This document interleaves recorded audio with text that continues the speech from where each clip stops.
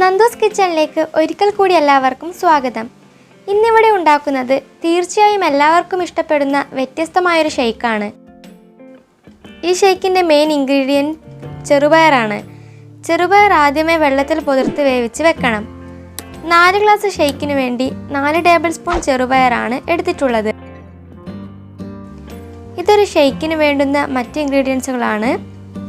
ഒരു ചെറുപഴവും ഇതിൽ മുറിച്ച് വെച്ചിട്ടുണ്ട്.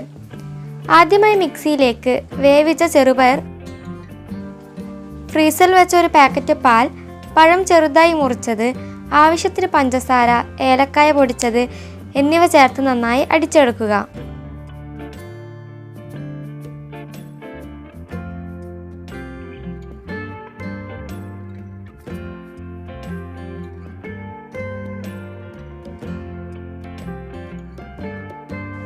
ഇതാ പെട്ടെന്ന് തന്നെ നമ്മുടെ വളരെ രുചികരമായ ചെറുപയർ ഷേക്ക് തയ്യാറായി.